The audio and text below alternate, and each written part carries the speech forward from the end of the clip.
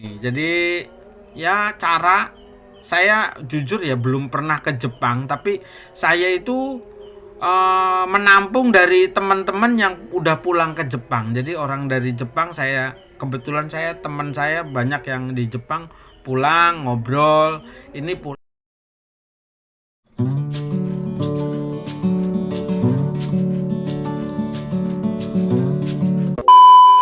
Woi, udah subscribe belum? Udah subscribe belum? Woi, woi, woi, woi. Assalamualaikum warahmatullahi wabarakatuh. Selamat datang di channelnya Mas Ade. Kali ini bikin konten lagi nih channel Mas Ade. Mas Ade itu bikin kontennya campuran ya guys. Ya kadang-kadang tentang jual beli tanah, kadang-kadang tentang properti atau rumah, kadang-kadang tentang ya bisnis-bisnis apalah. Yang penting konten ini tidak merugikan orang dan bisa menyemangati orang yang menonton. Yang sudah subscribe, yang sudah like, yang sudah komentar, terima kasih. Ataupun yang belum ya silahkan di subscribe ya guys di channelnya Mas Ade. Kali ini bikin konten agak berbeda nih. Jadi ya cara saya jujur ya belum pernah ke Jepang, tapi saya itu menampung dari teman-teman yang udah pulang ke Jepang. Jadi orang dari Jepang kebetulan teman saya banyak yang di Jepang pulang ngobrol, ini pulang ngobrol. Nah ini jadi saya bikin konten seperti ini, cara kerja di Jepang untuk bagi pemula nih. Jadi orang-orang pemula yang pengen pergi ke Jepang harap dipahami ya guys. Jepang itu daerah yang super hebat, maksudnya daerahnya kecil tapi dia itu hebat banget lah, menguasai dunia Jepang itu. Terus sekarang kan ada Cina, tapi Jepang itu negara kecil tapi bisa diperhitungkan karena di sana itu peraturannya ketat, uangnya juga besar. Nah, kalau di Indonesia walaupun Anda itu istilahnya di Indonesia tuh cari kerja tuh sulit banget. Karena apa? Karena orangnya terlalu banyak, aturan pemerintah juga terlalu ribet. Kalau di Jepang itu kuli bangunan aja gajinya udah pasti sekian, lemburnya sekian.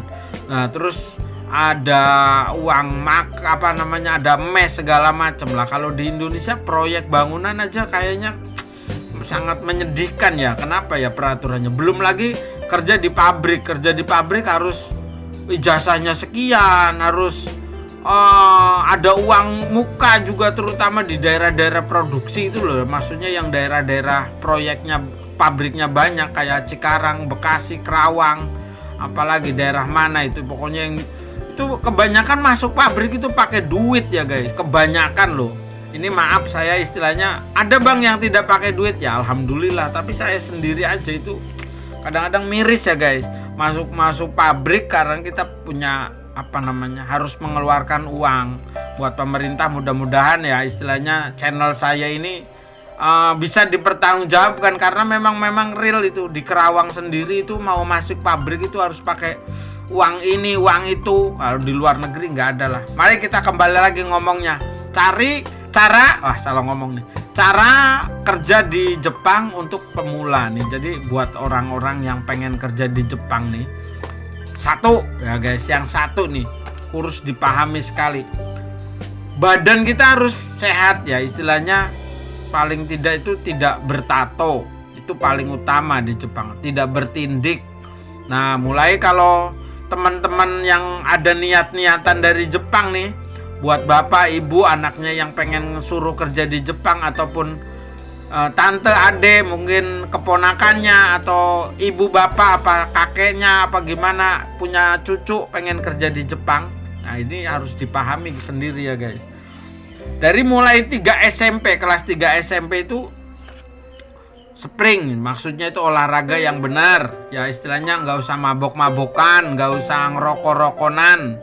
Tuh mulai kelas 3 SMP tuh. Ini buat orang-orang yang untuk pemula nih saya kasih tahu ya guys. Karena saya menginspirasi dari teman-teman saya yang pulang dari Jepang ya harus seperti ini. Kelas 3 SMP itu sudah mulai tuh, mungkin perempuan laki-laki ya sport, maksudnya itu olahraga yang benar, badannya itu dibenerin lah istilahnya itu.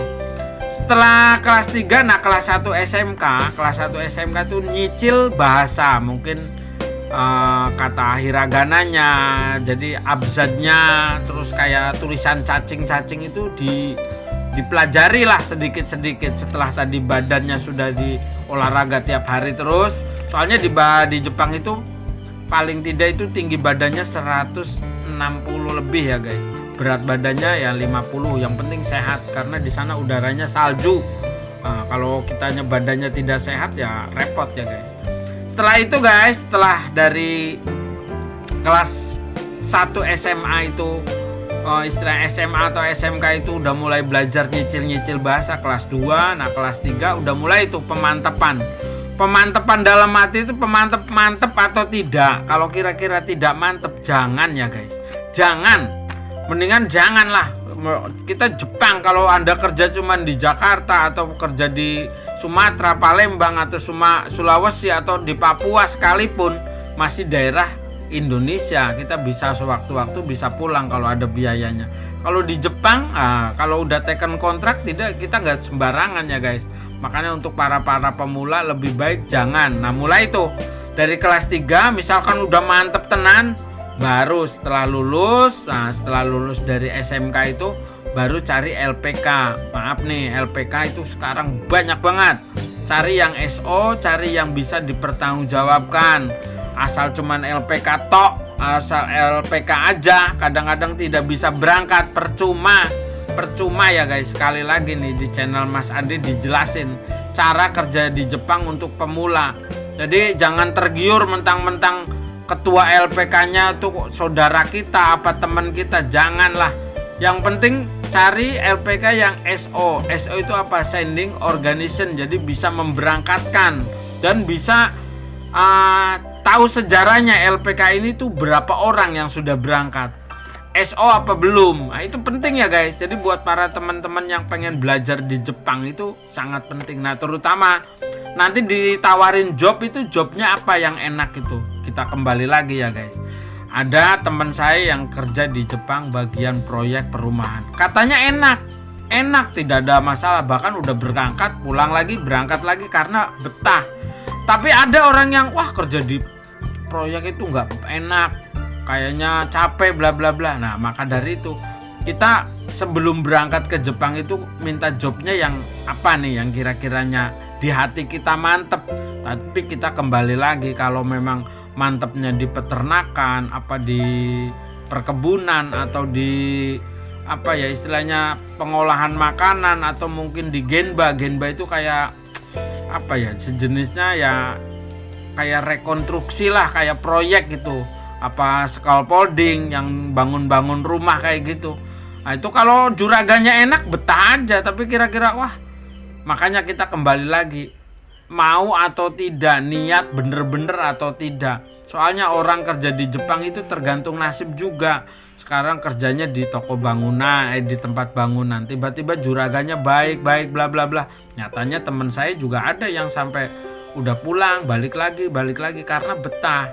Ada yang kerja di pabrik katanya enak. Belum tentu ya guys, namanya kerja itu nggak ada yang namanya kata enak.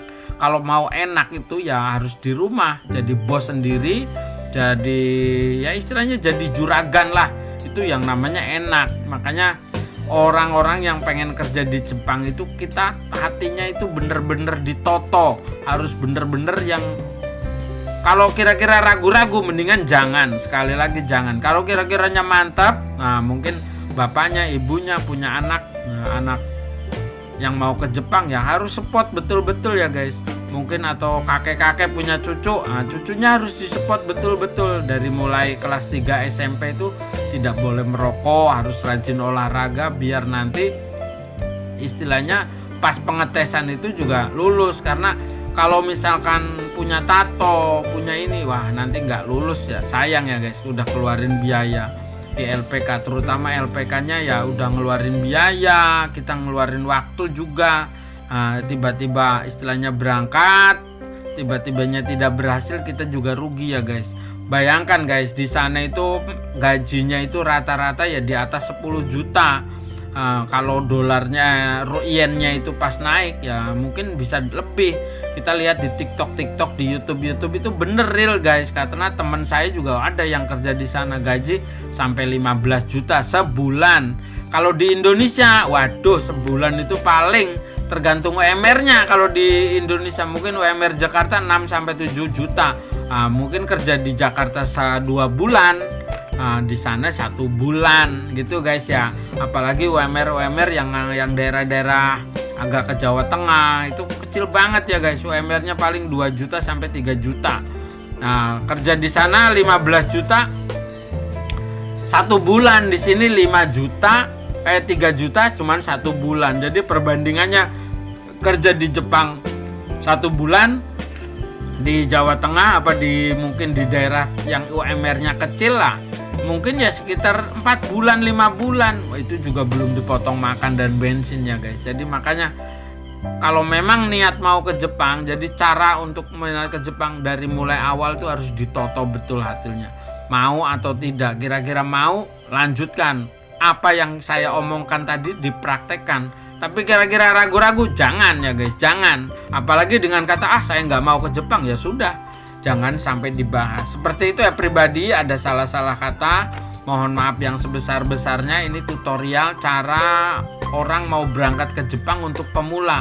Jadi apa yang harus disiapkan ya, tadi itu yang dijelaskan itu dari awal, dari kelas 3 SMP itu maksimal kita sudah belajar fisik, belajar inilah. Jadi nggak usah yang aneh-aneh, nggak usah merokok, nggak usah pergaulannya yang aneh-aneh. Kita niat bener-bener ya guys. Terus dari kelas 1 SMA itu harus menyicil bahasa. Dari nanti pas kelas 3-nya masuk ke LPK-nya itu gampang, karena di LPK itu bener-bener dididik harus seperti ini, seperti ini, seperti ini. Jepang ya guys, nggak main-main. Jepang itu kalau sampai kira-kira ya nggak bisa diberangkatkan, lebih baik itu di LPK daripada orang yang memberangkatkan memalukan. Tapi tergantung jobnya. Kalau jobnya mungkin seperti kayak rekonstruksi proyek, mungkin bahasanya sedikit aja bisa berangkat ya guys. Karena di tempat teman saya sendiri aja ada yang 4 bulan berangkat, 5 bulan berangkat, ada yang 7 bulan berangkat. Itu ada teman saya yang punya LPK juga di sini. LPK-nya nggak usah sebutin ya guys di sini. Yang berminat ya silakan tuh, nomor WhatsApp saya ada di awal video saya tadi, Bu. Ya, istilahnya saya hanya menunjukkan saja, hanya memberikan tahu ya guys. Seperti ini cara-caranya. Ada salah-salah kata, mohon maaf yang sebesar-besarnya. Mungkin Bang, LPK-nya bayar nggak? Ya jelas bayar lah guys, bayar. Yang jelas ada dana talangan ya tetap bayar. Kita di LPK kan nanti butuh makan, butuh baju, butuh apa, masa nggak makan ya. Itu di luar dari di luar dari biaya LPK, tapi LPK-nya itu bayar ya guys. Apalagi ngambil jobnya toko Togino, TG ya istilahnya. Kalau magang mungkin nggak seberapa mahal. Kalau TG kan nanti kita biaya apa-apa sendiri ya guys. Lebih jelasnya ya hubungi nomor WhatsApp saya aja lah, 0895401231631363. Nanti bisa bicarakan detail lewat WhatsApp ya guys. 0895401231631363. Kebetulan posisi saya ada di Bantul, Yogyakarta. Nah, mungkin bagi teman-teman yang pengen pergi ke Jepang, pengen merintis, pengen bikin usaha, pengen pulangnya jadi bos, ya silahkan ya guys, hubungi nomor WhatsApp saya bantu. Saya hanya menunjukkan ini loh, LPK yang bagus ini yang tidak bagus ini. Ya bukan tidak bagus, intinya kita di LPK juga nanti kita pengennya tuh ya bisa berangkat gitu ya guys, bisa berangkat ke Jepang. Cuman di LPK cuman belajar bahasa tapi nggak berangkat ya percuma ya guys. Kita udah mengeluarkan uang banyak. Begitu dulu lah, ngomongnya agak berbelit nih. Jadi tutorial cara berangkat ke Jepang untuk para pemula. Ada salah-salah kata, mohon maaf. See you, love you, bye bye.